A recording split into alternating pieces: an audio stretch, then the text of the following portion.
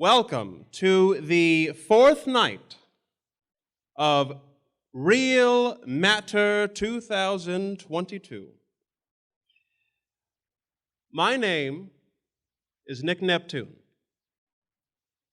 and it is my pleasure, and it is my privilege to be with all of you tonight.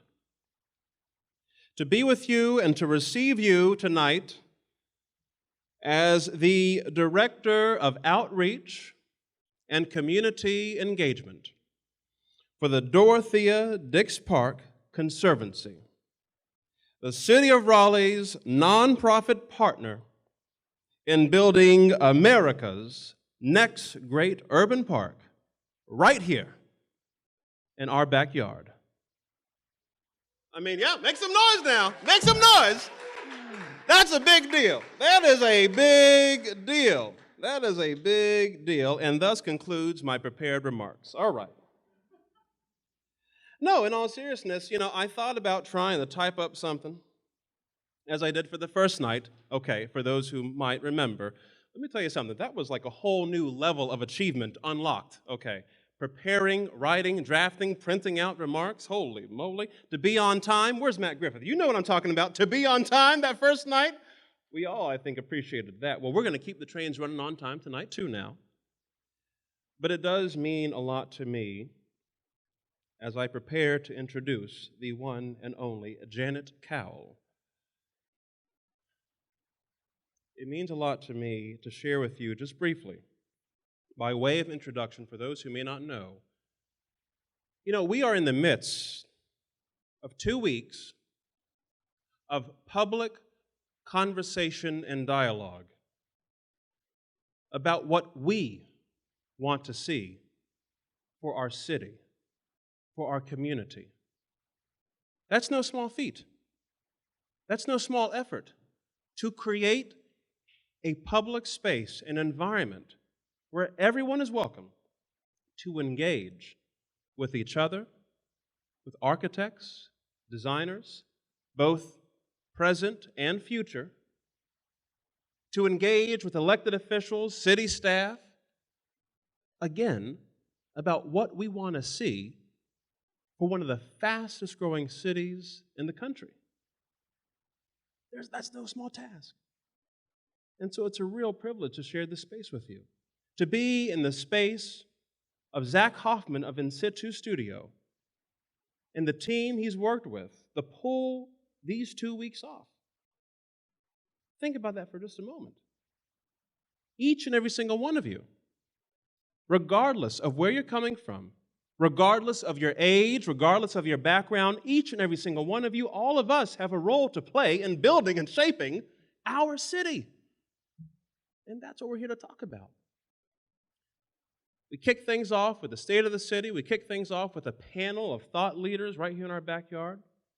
We followed that with a very engaging and exciting conversation about housing opportunities, getting creative and creating more housing stock and supply. That was last night. And this evening, we continue the dialogue with regard to public spaces and public greens. And what a fitting and appropriate follow-through on the housing conversation, especially in the context of a city, the city of Raleigh, that in the midst of a pandemic in 2020 set aside, through our vote, $80 million for an affordable housing bond. We are investing as a city our time, our public resources, our public dollars in creating more affordable and attainable housing stock and supply right now. But guess what? We do not invest in housing in a vacuum. We invest in housing in whole communities, in whole neighborhoods, with sidewalks, with parks, with greenways, with schools. As we continue to grow as a city, as we continue to anticipate 500,000 more people to join us in our backyard over the next decade,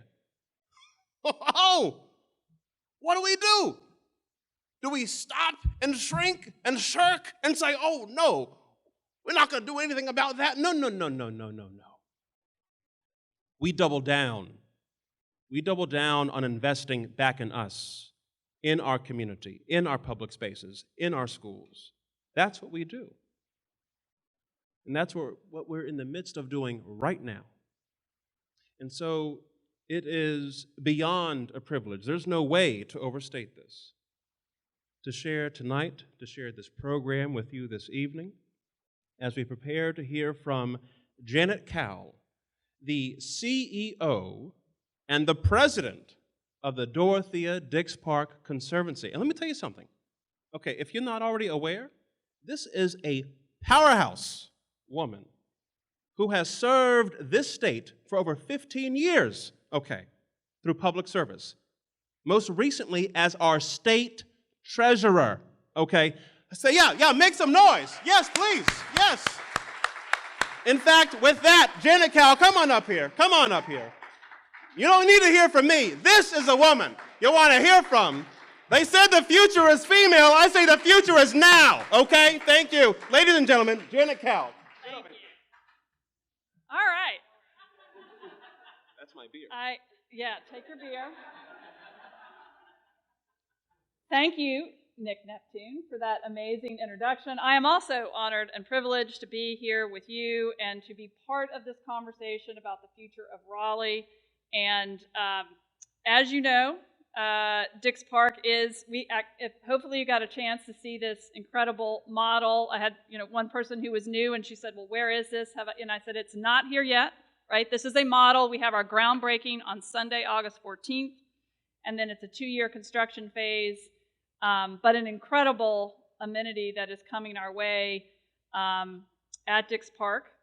And then we also will have a Parks Bond on the ballot on November 8th.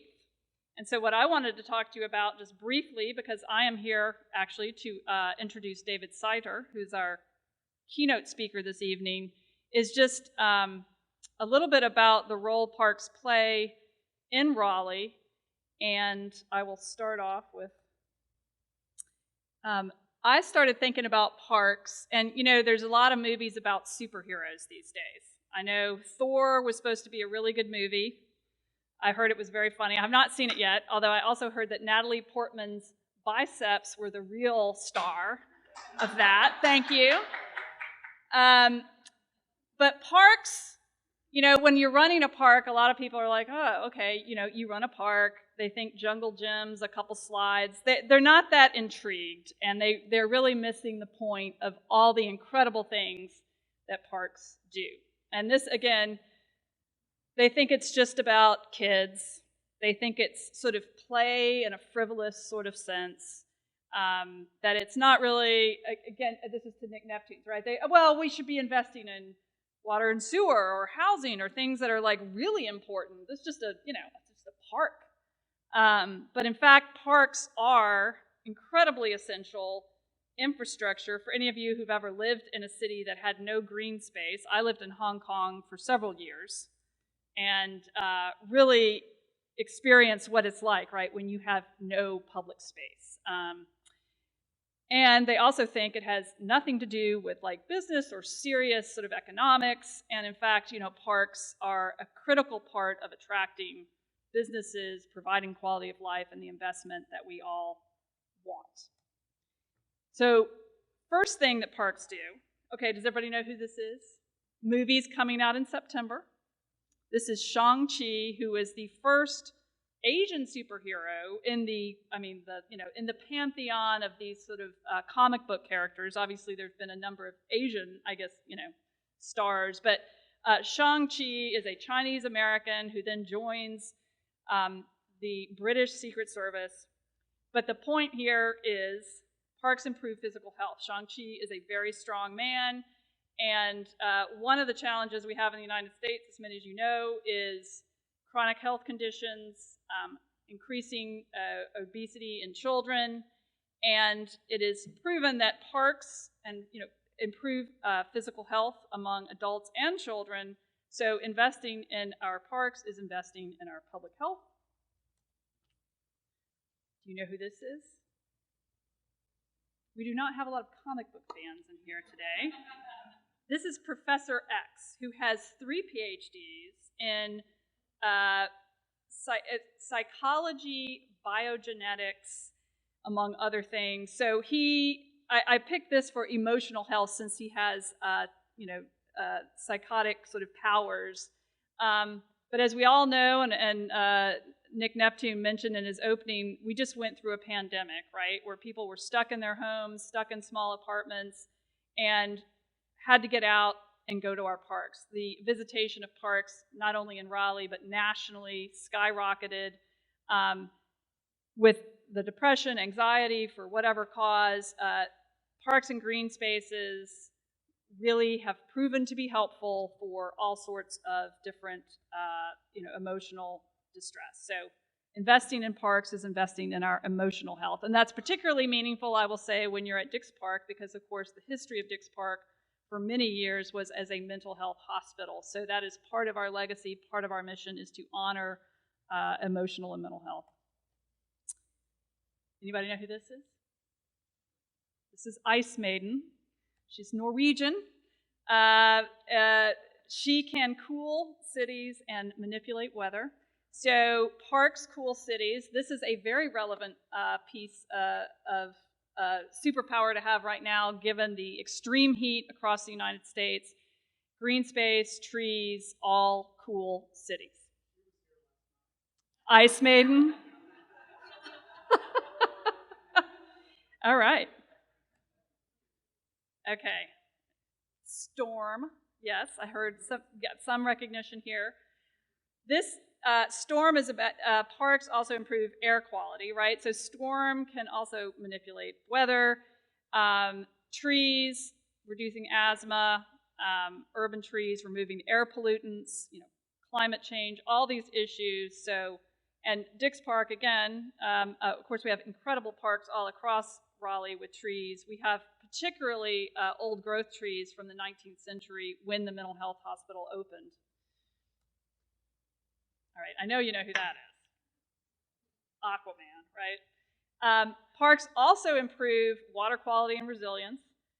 Stormwater when it's raining and flooding. Again, all of these issues as cities develop, parks are really critical to absorbing all of that stormwater. Economic prosperity. I chose Black Panther because he is the king, right, of Wakanda. I hope I'm getting all this right. But a very powerful and wealthy man. Actually, Aquaman is wealthier because he was king of Atlantis, but Black Panther's right up there. So economic prosperity, again, a lot of people think, it's not that important. Nashville's investment in parks resulted in this incredible attraction to younger adults. Workable communities, walkability. I think you're going to hear from David Sider some of the projects he's working on that are all about this live, work, quality of life space that everybody's attracted to. All right, now I get a little more abstract on you. I have Spider-Man with a web because parks bring people together. You listen to any show about the deteriorating democracy or divisions in American society, and somebody on some panel will say, we need to build more parks because parks are something people can do together. And I am running a park, after serving 15 years in political office, because I have come to the conclusion, too, that we can all come together around parks in ways that we can't, in the General Assembly around anything else. So this is one way to have diverse people feeling safe and intermingled spaces. Not that it was a Dix, but one of the best nights I spent was June 21st in Central Park in the boating canoe ride with people who couldn't, steer a boat worth anything. And they were bumping into each other, and it was like a Muslim family. And it was just an incredibly diverse group of Americans all riding a boat together. And it was amazing. Even more of maybe of an abstract topic, but I have Wonder Woman with her lasso of truth, which is kind of a fascinating superpower to have. The reason I say this is there are so many parks that actually have a very complex history, and Dix is one. And we have a chance to interpret this park, to talk about Native American history, plantation phase. Dix Park was a plantation before it was a mental health hospital. It was a Civil War encampment. It is, a mental health hospital. We actually have a cemetery on the site. So how do we talk about all these sensitive topics, and how can we be truthful about some of the things that happened there? And we are working with the community to do that. And then finally, you know who this is? Wolverine. And the reason I picked Wolverine is that he can regenerate and heal. And I have that as a symbol that, and particularly at Dix Park, one of our missions is to be a healing place. And because we were not only a health hospital, but as you know, if you know Dix Park, there is a prison across the street, there was an orphanage, there was a home for folks with epilepsy. The creek was actually kind of eroded. Like I said, there is a prison, a pauper's grave. It was a place designated for those that were deemed to be different, less than, needed to be segregated. What is the incredible opportunity for me is that we can change that whole narrative and make Dix Park one of the most inclusive, empowering places in Raleigh and the whole state, and a healing land after a long history of years when it was not that. So so in summation, I mean, parks that again get sort of simplistically, bandied about the word park, and you just realize the incredible externalities and impacts they have on communities. And so I encourage you to indeed vote yes on the parks bond for all of the parks in Raleigh. There are 20 parks in that bond, so it's an incredibly powerful thing you can do to make Raleigh a better place to live. So with that, I appreciate, yes, Lauren.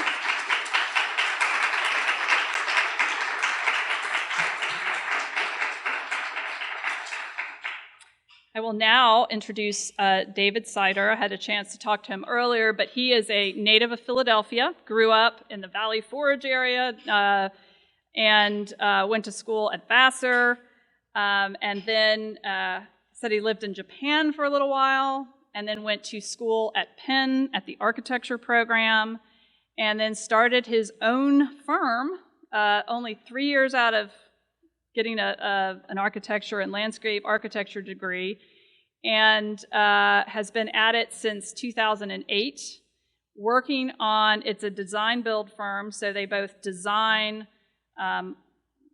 landscapes, green roofs. I think many of you have seen some of the projects. I think he's going to share a number with us tonight, but they also build, they have a workshop. He employs 37 people, which is a pretty big firm, has a warehouse in Brooklyn, but works all over the country, including here in Raleigh. I think he's got several projects, and our designer at Dix Park is Michael Van Valkenburg out of Brooklyn.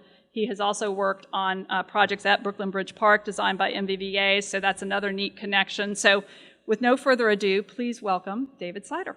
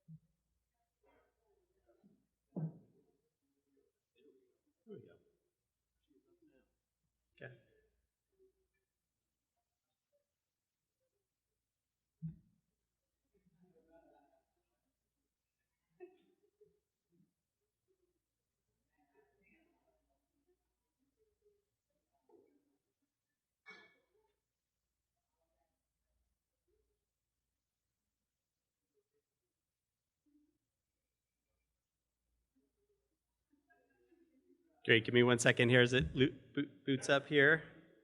Fortunately, I'm still on PowerPoint. I don't know if anyone else still uses PowerPoint. It's pretty dated.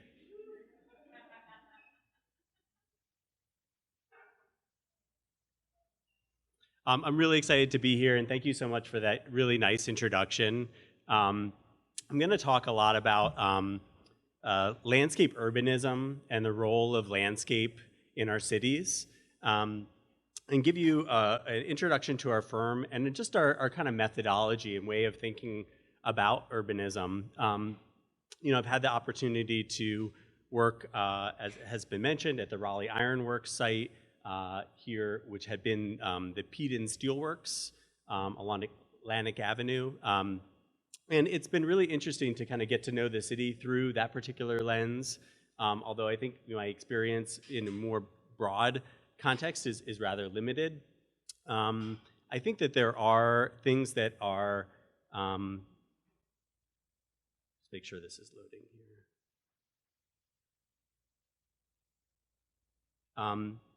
Really universal to cities, and sorry about that.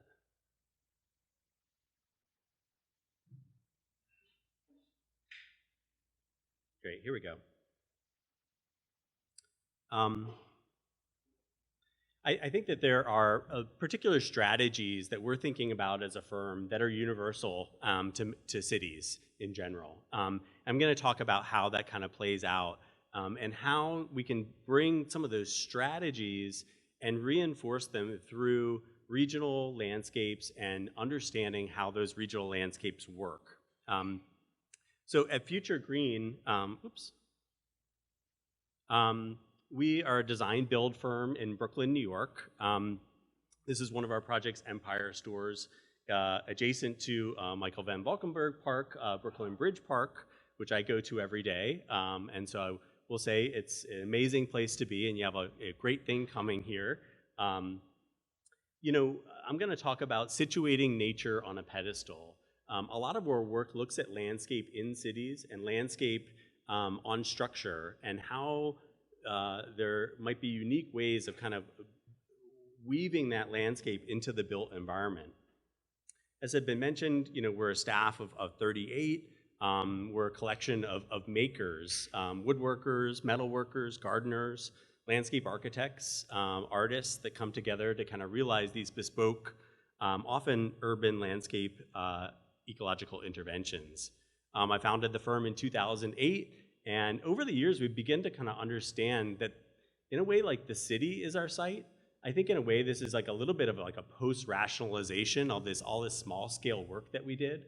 And that together, those small scale projects like a window box or a backyard or a roof don't really change the needle on sustainability or, in the city's kind of urban ecology. But when you stitch them together and you look at them as a larger urban ecological system, they begin to kind of form this patchwork ecology.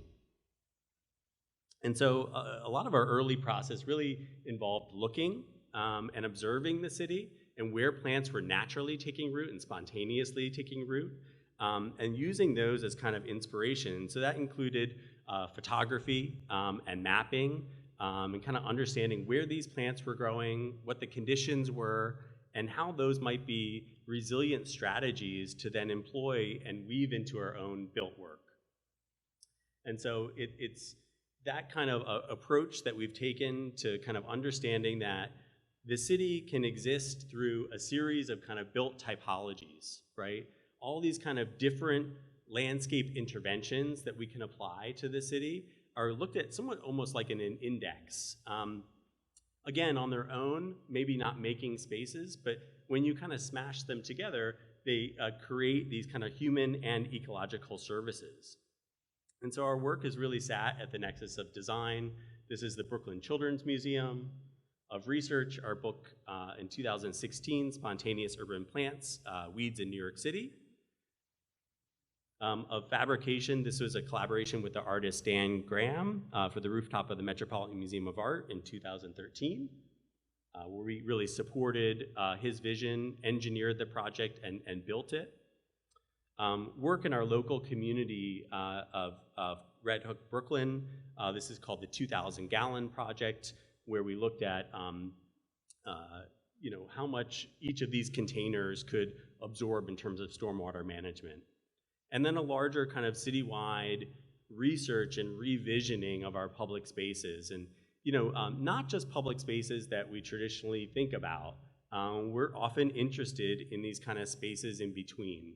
So, large parks and preserved lands are often traditional components of the urban landscape, but often overlooked and perhaps more ubiquitous are the opportunities found in walls, roofs, lots, and streets. These smaller scale interventions, when stitched together, contribute to the ecological performance and livability of the city. I mean, I think we all saw that, especially during the pandemic, as streets became a much more kind of viable used public space. And so, one of the things we've been thinking about is that streets and sidewalk often make up a large percentage of our urban fabric, roughly 25% in many cities. So there's a huge potential within that fabric to kind of flip that narrative on its head and be in more service to people and ecology. And so these are just brief images that kind of list out like the typologies of landscape that we're considering in the city. So green roofs and window boxes, planted canopies over the entrances of buildings, rooftop sculpture gardens or green roofs that provide deep-rooted areas for stormwater management and can support larger forests, in this case an aspen grove, deeper courtyards of buildings, learning how to work with shade and the spaces in between buildings to still provide lush garden environments. Taking corners of streets and beginning to kind of eat away, giving these things road diets and reclaiming that space for more inclusive space, again, in service to ecology. Looking at streets and planting islands as connective corridors. Broadway Mall here in New York City runs from 70th Street to 170th, and we studied the whole transect looking at how we could recreate a more viable kind of ecological corridor from that simple planting strip. So we think about these things in a typological way and in a kind of index, and we put together things that as we're designing, and this is for a particular project, Moynihan Station in New York, it's the kind of new Amtrak station, and we were thinking about both the public plazas around the building and the rooftops and the different activities that they might be able to support. And rather than thinking in plan and drawing in plan and determining this needs to go here and this needs to go there, coming up with like an open, accessible way of saying to people, what elements are appealing to you here? How can we kind of work with these ideas and then provide, have you help us provide a location for them and kind of understand what resonates with people and how to then carry that forward into designed spaces. So it's really this kind of like survey of the city, kind of understanding that there's all these types of landscape interventions that can be provided. And then we get to kind of understanding like, I think this kind of framework that we're looking to provide to places. Within that is a way of kind of getting away from traditional hierarchies and more formal ways of understanding and approaching cities. I was talking to Matt earlier about Raleigh and its 5 squares, similar to Philadelphia, where I grew up, and its 5 squares.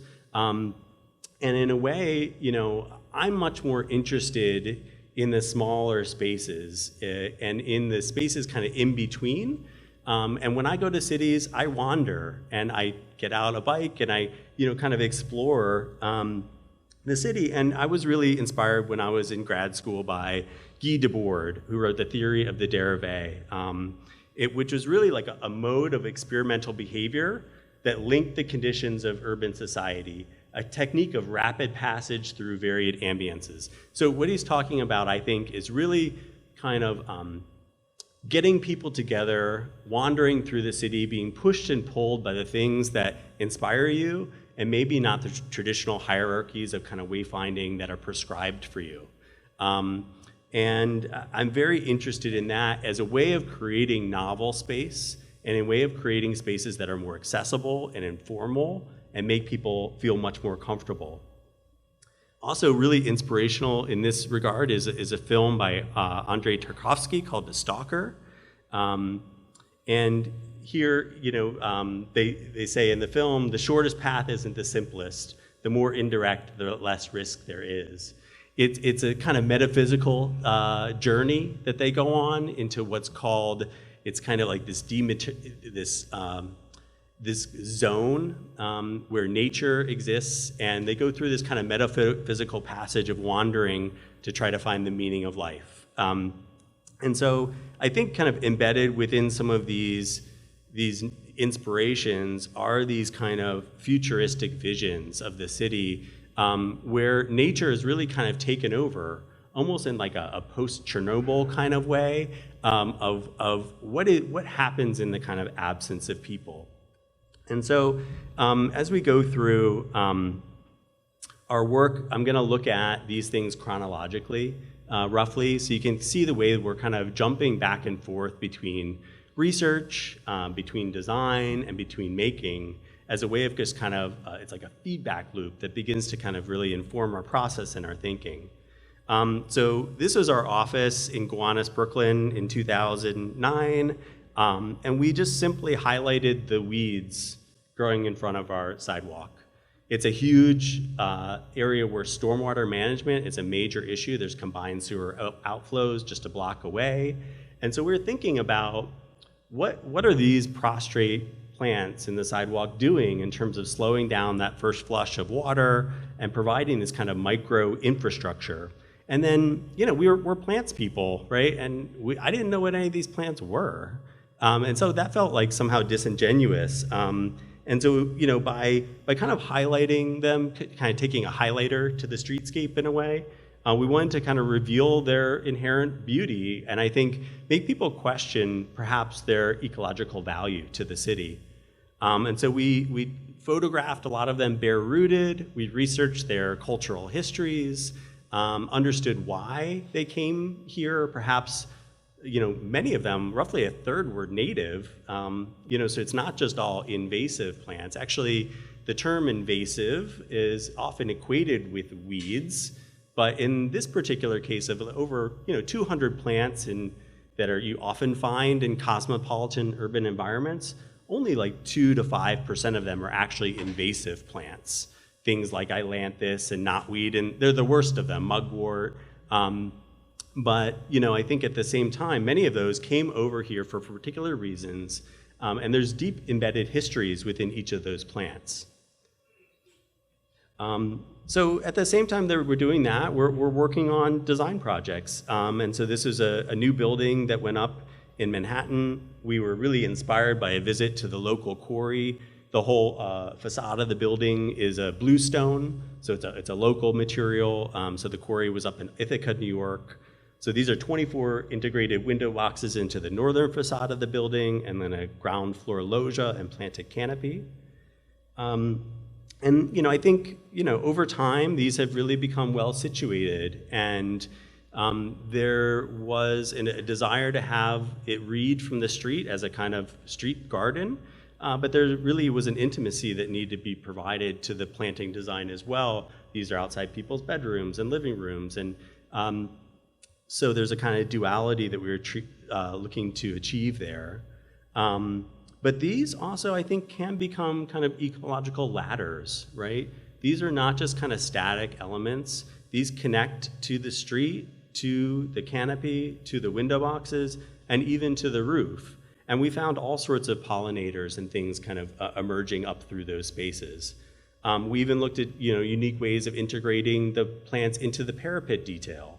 And thinking about how to really effectively waterproof that. So hopefully a lot of these things look effortless, but there's a deep kind of engineering that went into the weight load, the drainage, the irrigation to kind of make these things really viable. And after 10 years, it's still looking really great. So jumping back and forth, we kept kind of coming back to spontaneous urban plants and exploring that in different ways. So in 2013, we looked at this project where we could use Instagram in the, I guess, maybe early days, I don't know. But in a way, it was like early to me, to be able to like hashtag in Instagram spontaneous urban plants. So you could take a photograph, right, with your iPhone or whatever, hashtag it spontaneous urban plants and post it to Instagram. And for a couple of years, we were able to kind of troll that hashtag, and then we're able to map that and create a kind of index and living database of weeds in the city. And you know, it really became kind of a fun way of kind of exploring the city as well. So we went on these kind of photographic walks, these kind of dérivés of wandering through the city, where we let the kind of inspiration of plants push and pull us through. And we explored each of the 5 boroughs and kind of mapped what we found. Again, kind of pulled out those kind of typological conditions of where those plants were growing, and then looked at how we could begin to kind of like do subtle moves to switch and kind of optimize those conditions. So by adding water, by increasing circulation, by adding, you know, light, by removing particular plants. So sometimes, you know, designed by a process of subtraction. I will happily report, I just got back from a trip to Germany, to Berlin. They are designing with weeds everywhere. And it's really inspiring to see how these kind of ideas have really begun to take root. And they're creating and cultivating spaces that have a similar kind of wildness to them in the city. And I don't know, you know, what that does to people psychologically, but for me, like the breakdown of formality is helpful to kind of feeling at peace and finding like a sense of psychological, you know, calm. So another project with DDG Partners, our architect on 41 Bond as well. It's 345 Meatpacking. So here we looked at, you know, all of these original photos are kind of looking at the inspiration. And this is what the Meatpacking District looked like in the 90s in New York. And you had these kind of canopies over, often like loading docks for buildings. And so that was really the inspiration here. With the architect, we explored like this, again, this kit of parts, right? We can do canopies, we can do planted parapets, we can do, you know, window boxes. And these are the kind of things that stuck. And I think, you know, the key was this kind of 50-foot long by 10-foot wide marquee that was visible again, you know, throughout the season. So we wanted to really carefully calibrate the planting selection. Almost like an orchestral type of way, where different things emerge at different times. And, you know, be able to cultivate that on the thinnest amount of soil profile possible. So here we range from 4 inches to 20 inches deep, and the 20 inches support some of the larger sumac trees and upright junipers, and you're able to really cultivate, after a couple of years, you know, this greater sense of wild. So there's all sorts of planting strategies that we can use to achieve that. Often we're planting smaller material in these kind of green roof conditions, and it gives it the capacity to evolve over time and really fill in and get situated within that low soil volume. You can thin these trees out as well, so they're suckering trees. So we can remove branches that get too large or overburdened and allow other things to flourish over the time. So it's a regenerative tree that was chosen specifically for this type of condition. And then these unique moments that the architect created to create visual kind of transparency to the garden and have even some of the plants kind of spill through and become part of your street experience. At the rooftops, you know, in New York, after Hurricane Sandy in 2012, all the mechanical systems of buildings went off into the roofs, and so we're looking at how to really soften some of those facades and provide these vertical green armatures that could become kind of backdrops to more, you know, fancy penthouse type of environments. Our work at the Brooklyn Children's Museum with Toshiko Mori Architects was really looking at a 20,000 square foot rooftop. It was a really fun space. I took my own kids here a lot. TMA was responsible for this open air canopy, which is here under construction. And Future Green was responsible for kind of all the FF&E, the kind of spaces underneath the canopy, that everything needed to be temporary or movable.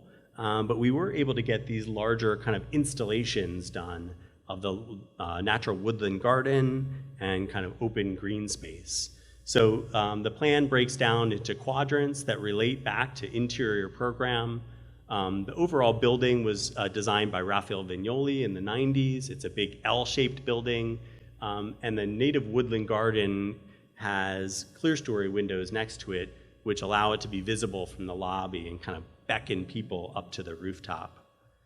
Here, it's one of these things where you're looking at like, it's not just about ecology, right? It's about people, and it's about how to make people comfortable in a space that needs to be dynamic. And so we were tasked with looking at like how this space would really shift over time, from a rental wedding situation on a Saturday night to a kind of Sunday afternoon play space.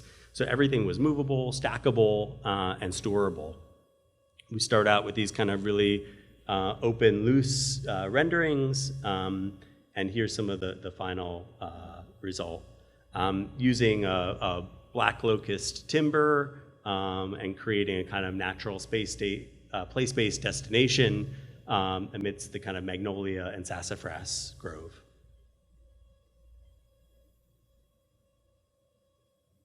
And it has really become, a cultural melting spot for Brooklyn. It's located at, in central Brooklyn, where a lot of different communities come together. So this is a drumming festival, but they hold all sorts of events up there, and it's really been fun to go and see how people utilize it.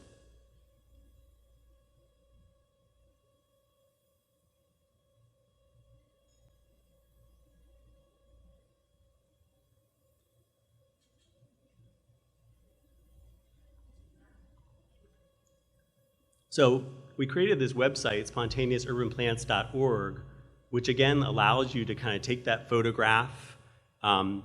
It's now defunct, I'm sorry to say, but it was up for about 5 years, and we were able to use it to create this kind of database of weeds in the city. And it was a really fun research project for the office, again to kind of understand where these plants were existing and why. And so a number of people participated in it. And I think, for us, it was a way of engaging with people through a kind of digital platform and getting people who maybe not, interested in plants to kind of start to look at their urban environment around them. And so we did a lot of outreach with community groups and with school groups, leading weed walks and discovering plants in the city, and it was really fun. And that became the kind of basis of our book. So again, some of those mappings. So these are from the book, Spontaneous Urban Plants, where we did this kind of photographic index of plants and then talked about the different ecological values that they could bring to the city. Even things like ailanthus, the dreaded ailanthus, right? But in particular areas, this does provide quick growing carbon sequestration. So it's complicated. It's not all weeds are wonderful. This plant creates a lot of degradation in many environments. But I think we have to be open to considering that there's a greater kind of cosmopolitan flora that really is thriving in cities around the world. And so you'll find these particular plants in cities throughout the world. And many of them are, highly valuable to wildlife. And so I think we have to kind of understand that not all weeds are wonderful, that there's a role that designers can play in the kind of management of those systems, right?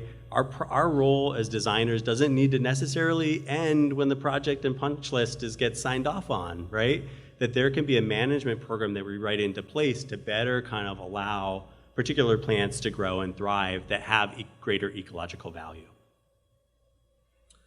We worked at the Rockefeller Center Channel Gardens for 3 years, doing a series of temporary kind of tactical urbanism interventions. Many people don't know that Rockefeller Center was the site of David Hosack's Botanical Garden, which is New York's first botanical garden. It's a great story that's out in American Eden, a book by Victoria Jackson. And he collected plants from around the world. And so in 2018, we wanted to kind of look at that and celebrate that and use the kind of lost plants of Manhattan. We worked with the New York Botanic Garden to identify a number of plants which have disappeared from the original kind of plant censuses that were taken in the 16 and 1700s of Manhattan, and bring some of those plants back into cultivation. And so it was a really fun project to be a part of. And we did a series of, for 3 years, native plant installations in their channel gardens. And with that, also then creating our kind of own brand of design build, kind of furniture and things like that, which I think help people connect with their urban environment. So here, using this tulip poplar bark material, which is many people know, it comes from North Carolina. It's a byproduct of the lumber industry, and so it's a waste material that gets panelized. Bark House was the supplier here, and really cool material that we've had a lot of fun working with. So we did things like pop-up beaches and benches, and really creating spaces that New Yorkers would love and use, and not just tourists. Something that would really encourage people to linger and really feel a sense of space. In what traditionally is a quite formal, floral display. And so this was really interesting to bring this kind of wild native plant palette here and have people be okay with it, I think. And then again, create, informal places, not just traditional New York City park benches, but places that people can lay back and feel comfortable, and just appreciate the beauty around them. So our team, really has a lot of fun, had a lot of fun doing these installations. We did 5 a year, spring, summer, fall, holiday, and winter, and we did 3 years, so it was 15 of them. Each one was brand new and unique. And then we had a really quick process to make it. So, this is what we do, and this is what really keeps it really fun. Is, for me at least, as a designer, to be able to kind of be connected to this every day.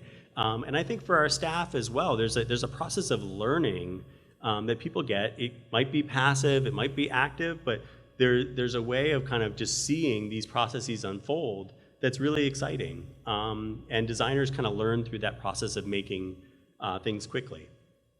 And sometimes you make mistakes, and that's part of it. And I think that's okay. And I think I've learned so much by all those mistakes that have been made. So here's Simon. Yes, Simon's mom is here tonight. Simon's in North Carolina. Is he NC State? Okay.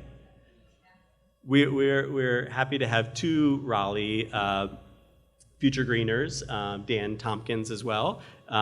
So, I think what's really fun, again, is I think being able to have a culture that supports all these different types of people, people that make things, people that design things, plants people, and we come together and in this particular case, install these overnight from 6 p.m. to 6 a.m. We take out everything and we put it in, and it looks like it was never, it was never done before. So it's really fun. It's quite exhausting, and that's one of the reasons why we're not doing it anymore.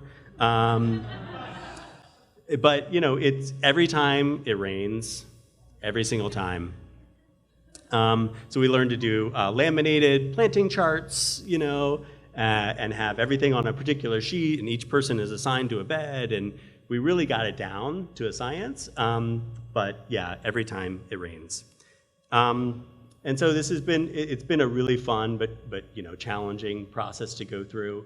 But again, we find people using these just 15 minutes after we were done. Somebody sat down and started using the space, and that's pretty awesome and fun to see. So at the same time we're doing that, we're doing this, We're literally like pivoting day to day, month to month, back and forth. And in this particular case, this is an art show that we were asked to be a part of at Morris Adjemi Architects' office. And so we did a series of pieces, some photographs of a lot of our spontaneous urban plants, but also a series of installations. This particular piece is called Road Cut, and it took a 3-foot by 3-foot section of concrete and put it on an elevated pedestal of rebar with a mirrored under finish. So you could, as you stand next to it, see the kind of underside of the concrete. And it's a commentary, or meant to be a commentary, on just the way we've covered the earth with this very thin and very, extensive strata of concrete and asphalt, but it's had these huge outsized effects on the way that our earth performs. And so just the simple, situating nature on a pedestal, right? This is the nature that we've created. And so we just want to objectify it in the same way that we're objectifying the plants, right? By putting a yellow circle around them, or by photographing them in a botanical way. It's the same idea. It's just repositioning. And so in this particular case, these were totems that we called the imagined realities, as if they were like core samples that had been extracted from a future kind of condition that just looked at all of the layers and strata that we had put down as humans, and then the kind of embedded layers within them. Again, inspired by a lot of books and a lot of reading, fiction, and plays a big part of my life. I think in the way that I approach landscape was probably informed a lot by reading a lot as a kid and just kind of imagining all these spaces. But we kind of constantly come back to these touchstones. We try to support research actively in our office through a budget, which is the starting point. And then, that research forms and informs these kind of art and exploratory projects. We also look to frame and kind of depict a series of studies that we did for the Amant Foundation, which is another project I'm going to talk about in a little bit. But these concrete samples, we're looking at how could we create this kind of hybrid concrete surface that could become host to plants over time. So we embedded materials that could be subtracted. So this one is water in it, which is really fun. We're thinking about things that could hold a void, but then be subtracted through some processes later. Rock salt, burlap, all sorts of different materials and straw and things like that became the basis, which are then heated up or extracted to create this kind of living surface.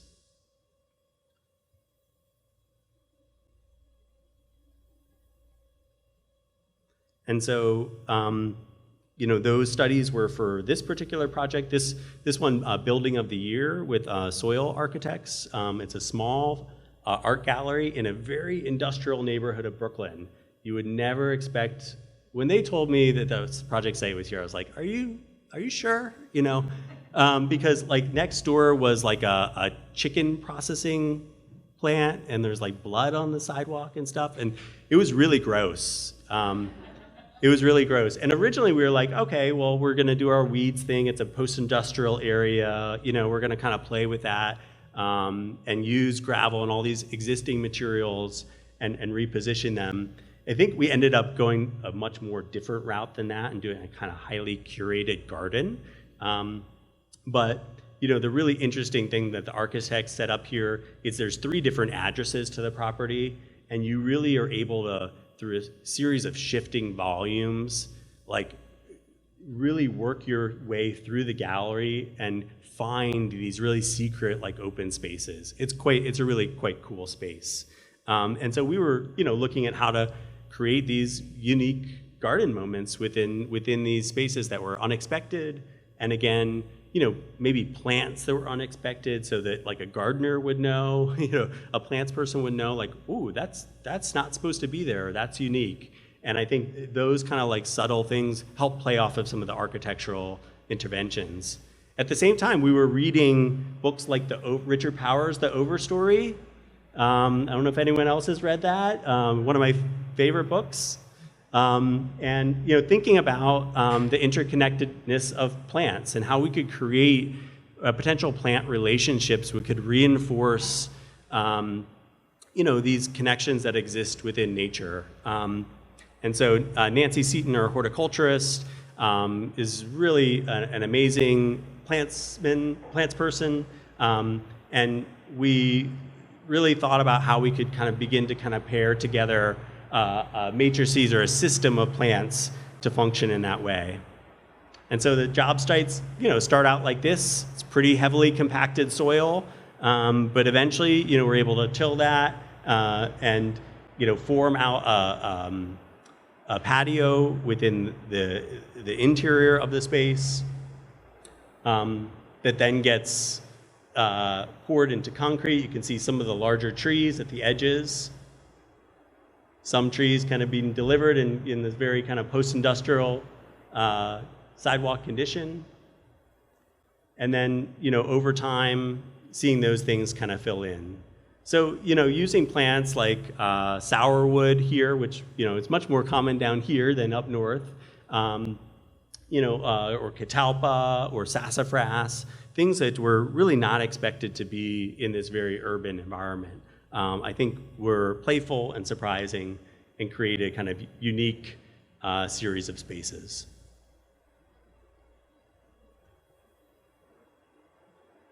Oh, great, Franklinia trees as well. Some things are, quite delicate and needed to be managed. But in this kind of condition, we're, really have thrived.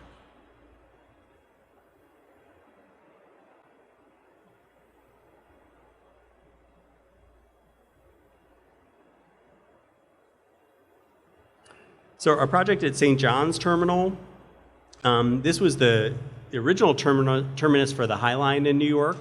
It had been a UPS building. You can see Houston Street kind of diving into the building there, and then the West Side Highway here on the right. And so the architects have kind of, Cook Fox architects have kind of revealed the structure of the building and kind of sliced off that to open up Houston Street to the sky. And then you can see through the series of train beds where we're kind of doing these elevated gardens. So it's a public plaza, raised 6 feet to accommodate some of the flooding issues we have along the riverfront. And then you've got gardens at the second floor level, and then window boxes all the way up the building.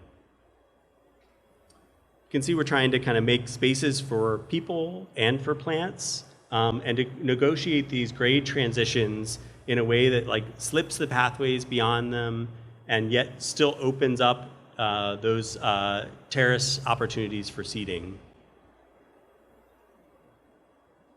The plan here of the public plaza, and then the overall roof plan over 90,000 square feet, a little bit over 2 acres of office terrace space that's going to be a great addition to the lower west side of Manhattan.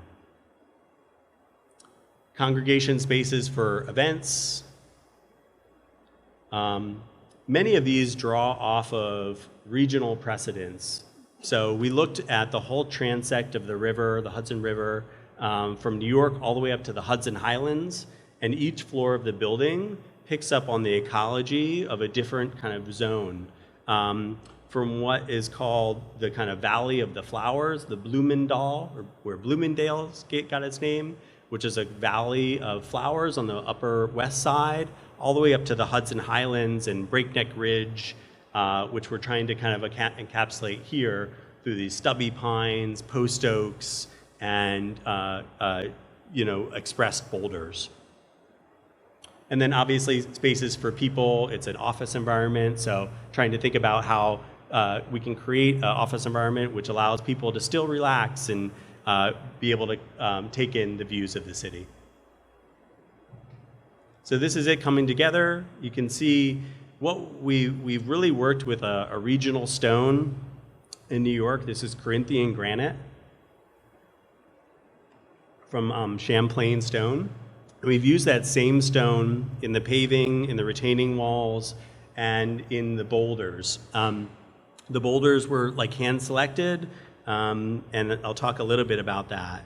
The paving is a large pattern that repeats itself. There's actually only 3 different types of pavers that get replicated, but they are in a large flower pattern, which I don't have the best picture of here, but that gets replicated into different sizes. So we picked out these boulders in the middle of winter through a series of visits, but it was really fun. We literally kind of picked parts of the mountain, and they pulled them out, and we thought about how each of these could become pieces which could reinforce some of the design moves that we had been making.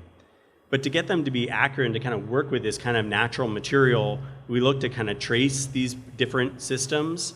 There was, we first traced them to get their footprint so we could put them into plan. We had a lot of really tight thresholds with egress and fire code that we needed to meet with the interior, going in and out of the plaza. So in addition to getting their footprint, we also 3D scanned each of the boulders. And then we had to index all of the boulders, which was quite an elaborate process. So this is actually the tracing paper, which was then scanned in. And then many of the boulders are actually bollards. So they get drilled out and reinforced with steel. So what you're seeing, the 2 holes are actually drill holes that get put into the bollards and then essentially get elevated onto steel. So you can see the custom cut steel following the outline of the custom cut boulder. So this is really situating nature on a pedestal. It's a totally constructed reality. But one is coming together, and these things serve a security purpose, right? But yet they look naturalistic, and they've kind of been embedded into the landscape. So for us, it was a very energy intensive and quite difficult process, but we think it's really exciting to see the kind of result come together. So I'm going to end on this project, a local project here. Again, that we've had the opportunity to work on with S9 Stewart and LS3P Architects. The Peden Steelworks is a site that had been here for a long time, and there are a lot of relics still when we toured the original building. I don't have a lot of great photographs. I actually had meant to put them in here, and in my haste, didn't.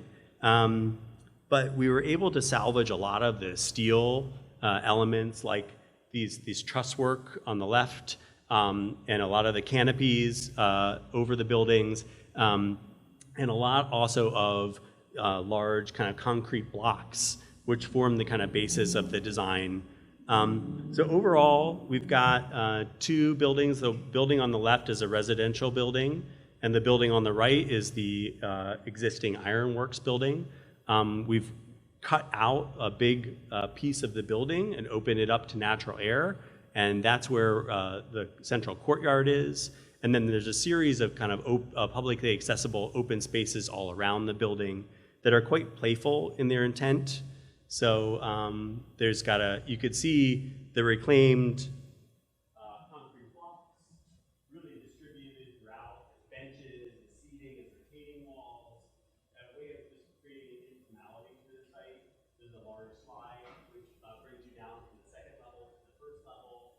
A way of just incorporating play into that general public scape.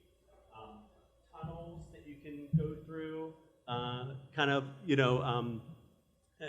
salvaged large diameter tunnels to kind of just move through and experience the landscape in different ways, and a lot of other salvaged truss work that was going to provide signage and lighting and other things like that to the space. Gabion walls that integrate native stone and a ton of perennial and grass mixes and native trees.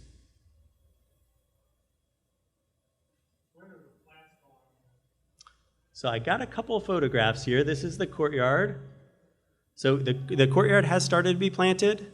It looks kind of sad because it's really hot. We could talk about, I'm happy to talk about this project, and it's always difficult when contractors tell you they can plant in July and August. But I think, we look to plant with a real tight density. There's always compromises that have to be made on projects, and often planting density is one of the things that gets whacked first.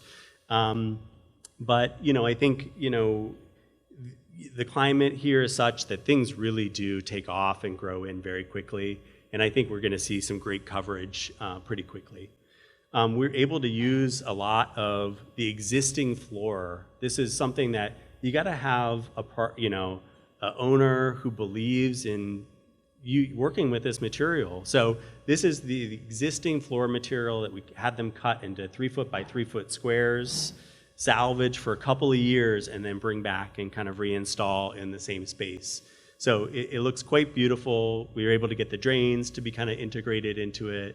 And I think it's going to be a really nice space for the city. So I'm going to stop there just in the essence of time, but happy to take and discuss any questions that you might have. Thank you so much.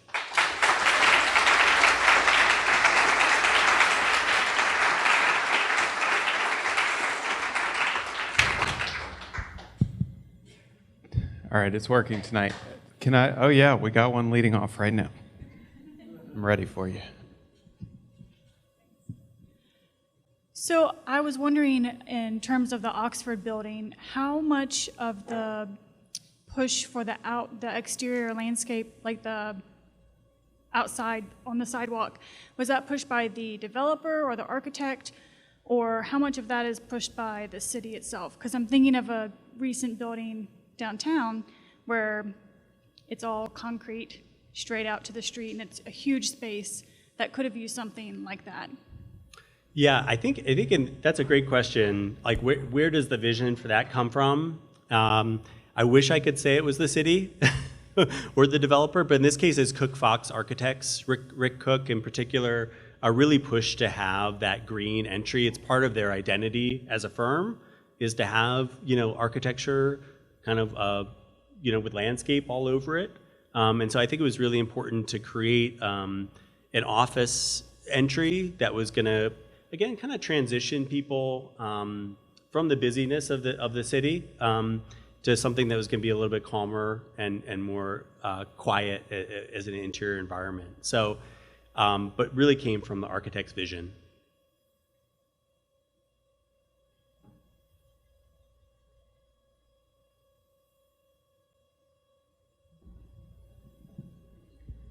Thanks. Hey, David. First, thank you for employing my son. Second, the question of selecting plants and sourcing plants. Can you talk about where you source your plants and what percentage of natives you use? And perhaps with pop-ups, like Rock Center, what do you do with this stuff after the pop-up is done? And where does that plant go? And what's the sustainability strategy? Thanks. Absolutely. Yeah, those are all great questions. The plant sourcing is a really interesting question, and actually our summer interns are researching exactly that issue. So they're researching where not only I know where we get all of our trees in the kind of New York City region, but actually where do those trees come from? And where did the stock material come from? It turns out they all come from like Oregon, and they get trucked over here, and then they get grown to size. So it's quite interesting. There's a huge embedded energy within our planting systems as they are now.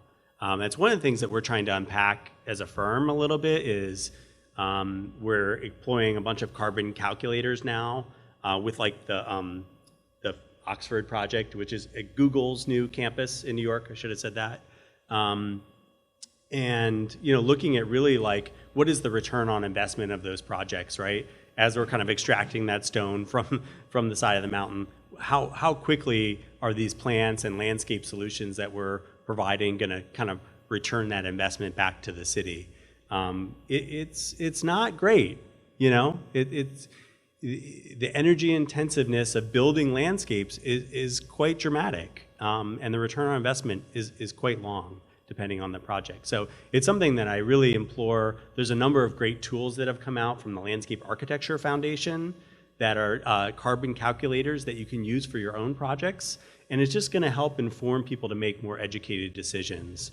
In regards to native plants, there's a great movement happening now. People are becoming more receptive to native plants.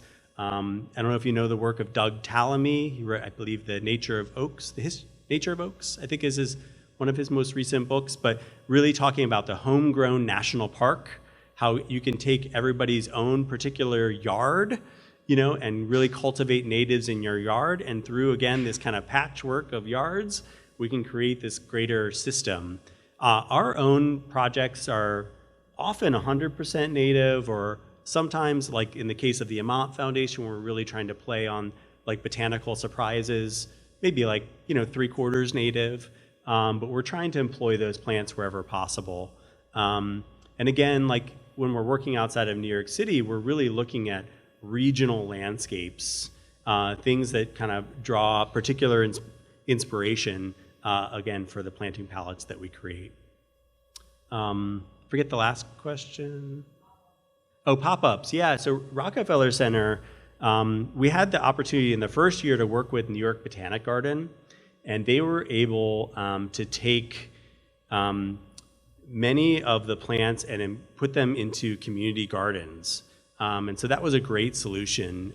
Daniel Altea, who's one of the head researchers at NYBG, worked with Verde Square on the Upper East Side and was able to take a lot of those plants. In the second and third years, I think they went back to the nurseries because it really becomes like a rotational strategy for those particular planting installations. It's something I think we really have to be careful with in terms of pop-ups. I think pop-ups can add a great activation to our public spaces and kind of draw people to some space, and you can also then see how people use the space as you're kind of planning a longer term installation, but they come with their kind of embedded cost.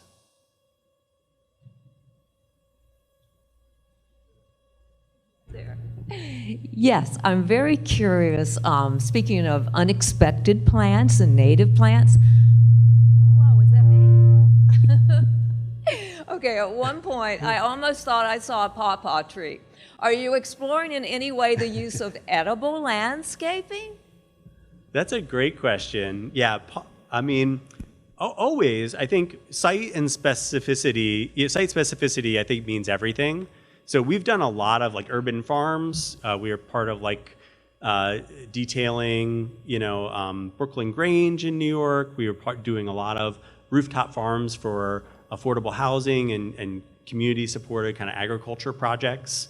As it gets to edible landscapes, I think it really becomes down to like what the client is interested in. We've tried to plant pawpaws in particular and haven't had great success. But I think it really comes down to set and setting and what the site requires.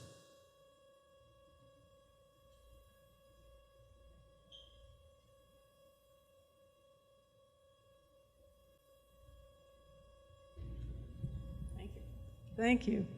I lived in the city at the time that the Green Dialogue was becoming quite alive during the Bloomberg administration, and amazing things took place, like the recreation of the piers along the West Side Highway as green oases, and many projects planting locust trees to invite in the bee population and making it legal to have honeybee hives, and so many other projects, yes.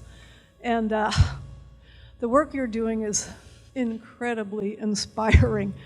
And can you speak also to how wildlife is being invited in, at that time. As things were underway, like with the High Line even, immediately butterflies and raccoons and so many animals seem to get into Manhattan.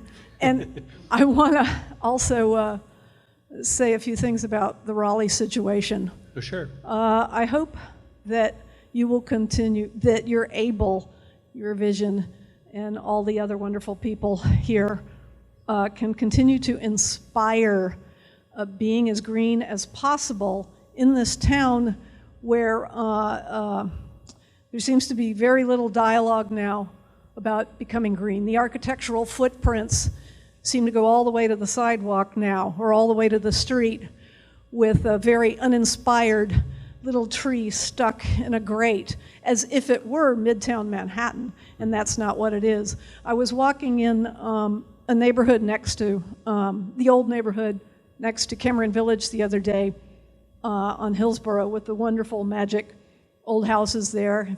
If you grew up here like I did, it has great character, and lots of great characters live there.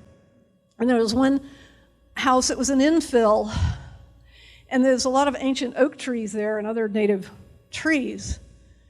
And the lawn in front of that new house, in between old houses with wonderful oak trees, was made of plastic grass, and a palm tree was stuck in the middle of it.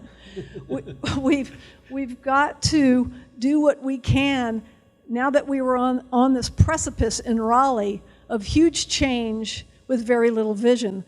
How magnificent the Dix project is, and all the beautiful people involved with that. But I think that energy needs to spread around the town, or who knows where we will be in another few years. Thank you for letting me speak. Well, I think that's a great point. And, luckily you have Michael Van Valkenburg's firm who's, designing the project. And I think they've been pioneers in really creating a native horticultural palette. It's kind of like a hyper-real native. But I think that they've been able to really encourage growers, because that's part of the problem, is like we can specify sassafras and oxydendron and franklinia and all this stuff, but we can't often get people, we can't find it. We can't get people to grow it at size. There's different problems with each of those things that I just mentioned, but I think MVVA has been one of those firms that has really helped push the horticultural industry to really shift their perspective and grow things that maybe aren't straight or aren't particularly clipped, that have character, that have wildness to them, that are straight species, right? A lot of times they go to big nurseries, it's really difficult to find a straight species of a tree. You get tons of cultivars, and it just doesn't necessarily have the same genetic diversity, right, as our straight species. So I think that there's a lot that this park is going to do, I think, to inspire people. And certainly I've been inspired by their work in terms of the way that we approach our planting design. I think that's probably all we have, or any more questions? I have one question. Oh, please. This week we've been working with the group of students we have here this year with the workshop, trying to uncover aspirational kind of what-if statements for our city. And so I guess I would pose the same question to you in that, what do you find aspirational in the city and in the work you're doing right now? And I guess, what do you hope for moving forward with your, not only your practice, but what you hope to see develop in cities? It's a great question. That's a difficult one. But I would say the first thing that comes to mind is just to strip down traditional hierarchies, around buildings, around public space, that really marginalizes particular populations of people and makes people really not feel comfortable. We're trying to kind of, I think through our work, bring like an informality for people a sense of comfort, a sense of belonging in our public spaces that we create. You know, combined with that kind of really robust ecological, goals and performance that we're trying to meet. So it's about plants, it's about people. I think as we move forward, we're at a critical time where we really need to start using the technology better in service to understanding what our landscapes are doing and how they're performing. So I'm talking about the carbon calculator, but I can go way beyond that to really understanding how landscapes work and how we can be performance driven in the way that we design things. It's not like, oh, I like this plant better than that plant. It's like, let's figure out how these are working, right? An oak tree, from Doug Tallamy's research, provides host to like 430 different species of caterpillars and insects and things like that, where like a tupelo tree is like 20, So there's a reason why you're gonna plant an oak, And so I think the more data that comes out, the more that can really inform our designs. But ultimately, I think it's about creating informal, accessible spaces. Applause for David Sider. Thank you.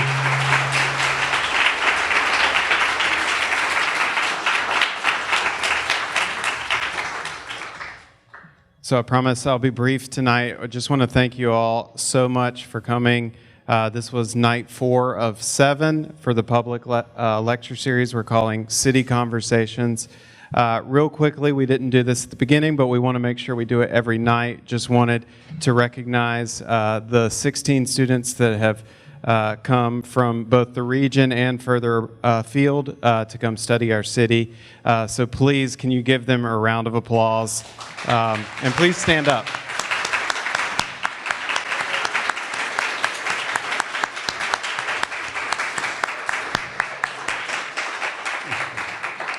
And this last bit that I'll leave you with is a little bit of a plea. I haven't gotten to meet all of you, but I'm starting to see some familiar faces, so I'm hoping you will continue to come out, ask questions, challenge your perceptions of what our city should be. Tomorrow, we continue with Niraj Bhatia from the Open Workshop in San Francisco and Toronto. He runs a practice a practice in urban design that is heavily research-based. So just where David was was leaving the conversation tonight, starting to understand that it's not only aesthetics, but it can be aesthetics driven by greater research and performance and understanding how things operate. So we hope we'll see you tomorrow. Doors are at 6 o'clock, lectures at 7, and the beer will still be here. Thank you all. Have a good night.